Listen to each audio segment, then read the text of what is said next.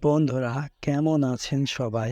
আজকে আমরা আলোচনা করতে যাচ্ছি জ্যামিতি সম্পর্কে। জ্যামিতি গণিতের এমন একটি অধ্যায়, যেই অধ্যায়ের মাধ্যমে আমরা আকার, আকৃতি ইত্যাদি সম্পর্কে জানতে পারব। সো জ্যামিতি জ্যামিতি এই জ্যামিতিকে ইংরেজিতে বলা হয় হচ্ছে জিওমেট্রি। জিওমেট্রি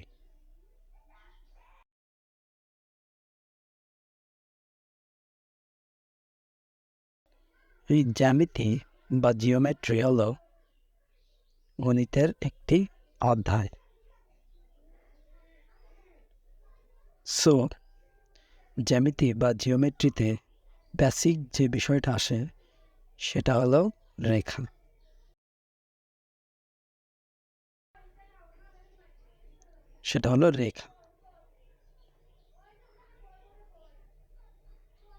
সো এই রেখা নিয়ে আলোচনা করার পূর্বে আমরা জ্যামিতির যে বেসিক বিষয়গুলো সেগুলো আমরা কম বেশি জানি।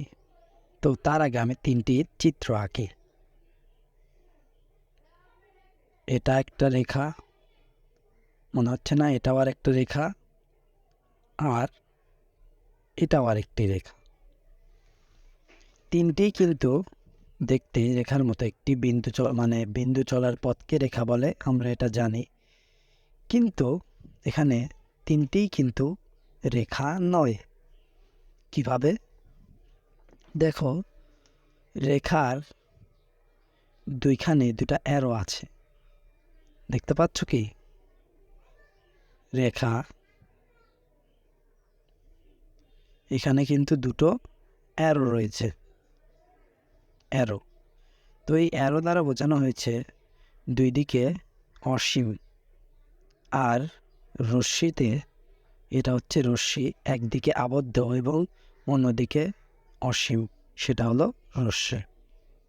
রশ্মি। আর দুই দিকেই বিন্দু দ্বারা আবদ্ধ রেখাকে বলা হয় রেখাংশ। মানে দুই দিকেই দুটো বিন্দু দ্বারা আবদ্ধ সেটা হলো রেখাংশ। মানে রেখারই অংশ যেটা, সেটাই মূলত রেখাংশ। এই গেল রেখার যে বিষয়টা। তো রেখার বিষয়টি বুঝতে পারলে আমরা চলে যাব, এটা হলো রেখার বিষয়টা গেল। এরপরে আমরা কোণে চলে যাব। তো